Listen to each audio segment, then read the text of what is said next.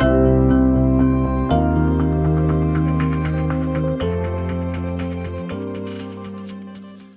good morning, boys, and welcome to the Culture Couch Live. How are you guys? Jez, Wozy. How are you? What's up? There's that.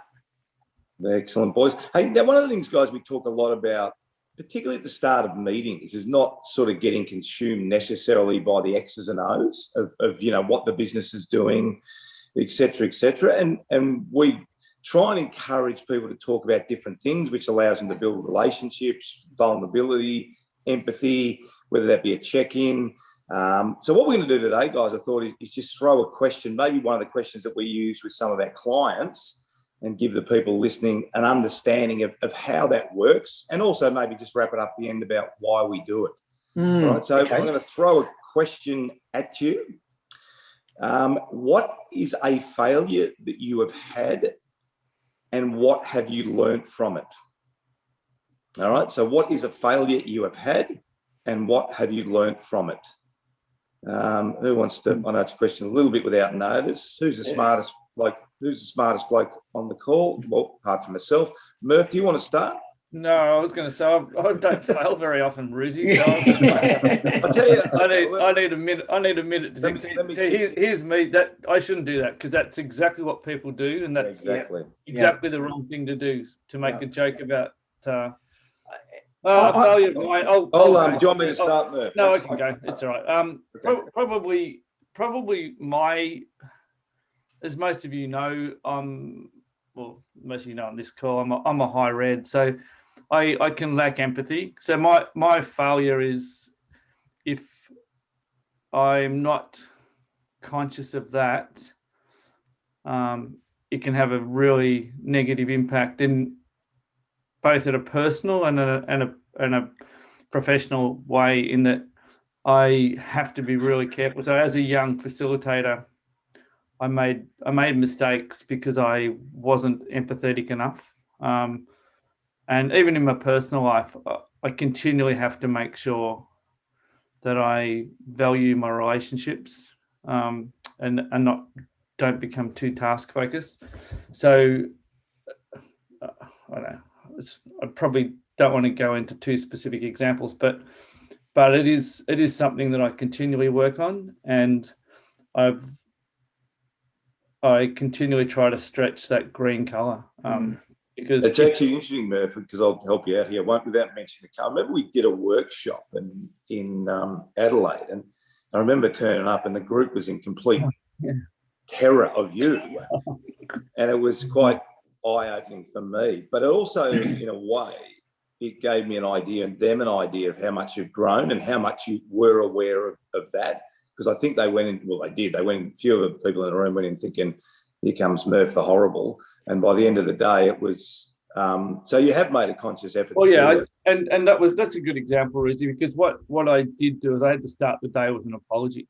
Yeah. And say, look, I understand that last time I probably overreacted and I pushed too hard, because part of our work is to push people, and sometimes this is as part of that I can push too hard. So I had to start with an apology, and once I had apologized and allowed them to sort of have a conversation about how they felt at the end of it, we sort of moved on pretty quickly. But it's hard work. Like, it's really hard work when you want things done quickly, and it doesn't happen quickly. So I think that, I don't know, does that answer your question? I'm not sure. Yeah, no, absolutely. And I think what we also encourage is to give an example. So that's a good one where you and I, without breaking confidence, because I do remember being there, and it was the fact that you did apologise, the fact we were discussed, we actually openly discussed it and we put it on the table. So that's a little snippet out of this as well, is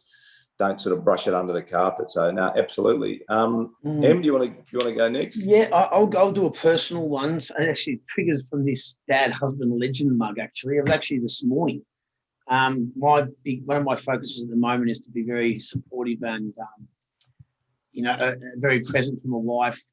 She's a school teacher over here in Toronto and been working virtually. So the last month we've got quite in the habit of me taking Rio to daycare or having Rio at home because there was quarantine. And on Tuesday, I had a walking meeting with a really cool guy, actually, JP Paulie Fry. He's a man who's a world-leading researcher in performing under pressure. We'll probably talk about him in another session, actually. And on Tuesday, we had a massive blizzard here, and he moved the walk from Tuesday morning where Andrea was at home to this morning. And in the rush of it all, sort of everything going on, then Dre went back to work on Wednesday, but I didn't tell her that I'd moved anything. And I rushed out the door this morning telling her that I went for a walk, but I took the car to drive to the walk, and she needed the car to go to school. So now I'm on the walk, and I'm like, through tingles. And he gave me the wrong address. He lifted a number out of the address. So I drove to the wrong spot, drove back. It was a great walk, but I got back. She was pretty shitty with me. It wasn't that she was going to be late or anything, but I didn't help with Rio, and it just made me feel terrible. So I've already apologised. I've already blocked out 2 hours to cook dinner and so forth. But it's just those moments of scheduling that just slip through the guard. And I should have said this morning as I walked out the door, I'm going for a walk, but I'm taking the car, but I didn't, right? So it's just the last 8% of the message needs to be better, particularly when things change. So I'm very cognizant of that now, and she gave me a bit of a whack. So I feel the energy of what I need to do to be a better husband and a better partner for her. So that's a communication piece, Emil. Is that something? Yeah. That's something you typically struggle with? It's really improved because I announced my schedule. Like I linked up my schedule to the Amazon, to the Echo. So now my schedule gets linked. So that's been really good. So she did hear that. That was actually a win. But yeah, I should have just said I'm taking the car, but I didn't. I was sort of in my mind thinking about what we're going to do on the walk and stuff like that. So it's bits of Jez's thing. I've been working on it heavily. I'm a bit quicker than her. Like I move quicker. She's all green and blue, and I'm more yellow, red. So yeah, it's definitely something I have to consistently check in on for sure. Absolutely. Beautiful. Was? I think I've got a combination of two. I think my personality profile is similar to Jared, but I think the big thing gives me anxiety and actually drives my behaviour at home and at work is my fear of failure and the need to ensure that success is going to be ensured, I guess, and that I think that just lends itself to there's some previous times, and even sometimes I have to, like you said, Ruzi, correct myself and my behaviour. So because my fear is failure, I just assume that, when I do stuff, I don't necessarily ask for forgiveness if I have been abrasive or torn something up or gone pretty hard at something, because ultimately the failure is not necessarily personal. It's for everybody or the team. So if I've gone and been abrasive, I don't necessarily go up and offer apologies afterwards, because I was just being abrasive because we need to be successful. And that's a weakness. You don't necessarily give the opportunity to actually understand the other person's point of view, and you're not also giving context as to why you've been that way. But abrasiveness, irrespective of your version of driving success or not, is unacceptable to other people, because you need to make sure that person feels safe and supported through their evolution of working with you. But that lends itself at home as well, because I guess in that part of the business sense, I'll go and apologise more frequently or give more context, and I'll ensure that I correct some negative energies with the team. But inside the home, my weakness is, because my kryptonite's failure, I might not pay attention to what's happening at home, because failure for me, a lot of it is energized around my business. So at times when there's opportunities to be with kids or be with my wife, I won't choose that, because the thing that can create value for me is business orientated. And that's generally a weakness, I think, as a lot of leaders, is we forget, you've got kids, and it's a small period of time. You would have tested this, Ruzi, where you have them in your life and you don't realise it until they are, maybe you are empty nested. Yeah. I'm trying to recognise that energy now, so I get up earlier and try to get a lot of work done. And then say 3:30, we're living down the coast. I like every night I'll take my kids to the surf beach for a surf, and then I'll come back and work later. Yeah. But I have to constantly correct myself for that, because the underlying energy of failure is not going to ever go away from me. That's always going to be there. So that's my Yeah. one. Yeah, it's a good one, that. And I think with the kids and that too, it's so important to keep the family involved, isn't it? So it's always checking yourself, on what you're doing, what your routine. We talk a lot about routine as well. What's your routine? Get into a routine, and then people understand what your routine is, and then they stop ringing you at X or Y because they know that's the family time. That's what I found at Sydney. Absolutely. So put that time aside. That's a good one. Yeah, well, mine tends to be, when I get asked these questions, it's the loudest voice that jumps in my head. And I remember we won the premiership in 2005, obviously, and then we played 2006, and we lost.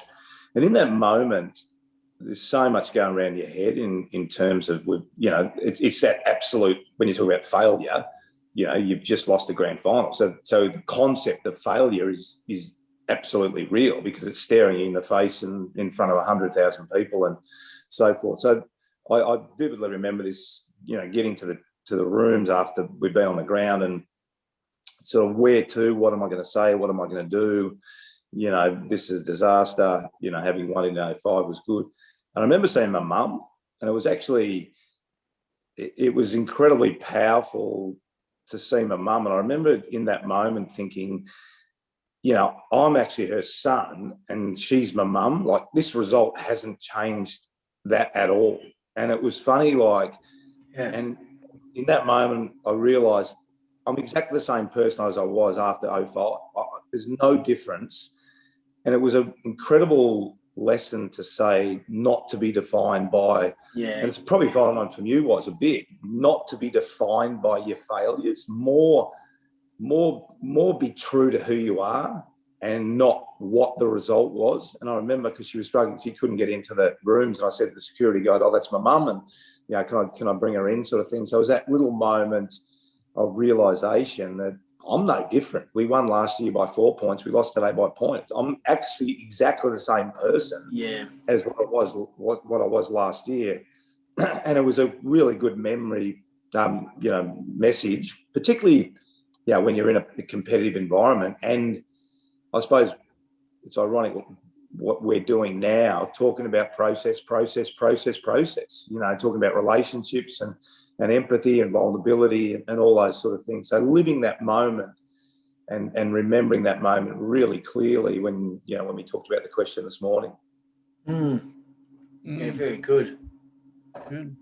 What was your address? What was your address to the players as a result? I actually said, guys, we're the same people as we were last year. We haven't changed. I'm as proud as you. I'm as proud as you right now as what I was last year. Wow. That conversation took place on the back of that moment. And if I hadn't have had that moment, we talk about a lot. Under pressure, what do you do? Where do you go? How do you react? All those sorts of things. So as a lesson, it was an incredible lesson in that moment. And I think probably just have the awareness too. And a lot of what we're talking about today is around awareness, isn't it? Your awareness, Jez, to understand your profile, was your awareness to sort of catch yourself a bit, with family, and your awareness to go, hang on, maybe I should have added that. That information.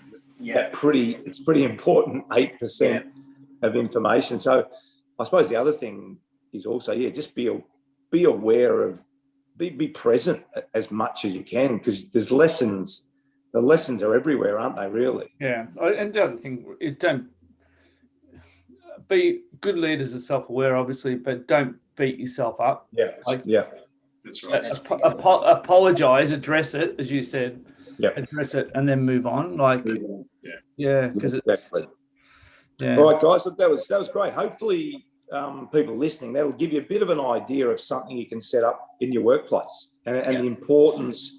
And I thank you guys, and we always do this. We thank, because we're obviously when we do these sessions with clients, you know, we're invited into the session. So we always thank them for the information and thank them for sharing their stories and thank them for being vulnerable. So thanks to you guys for sharing those stories as well. And have a great weekend, boys. And we'll see you next week on Culture Couch Live. Thanks, guys. See you guys. Have a good weekend. So,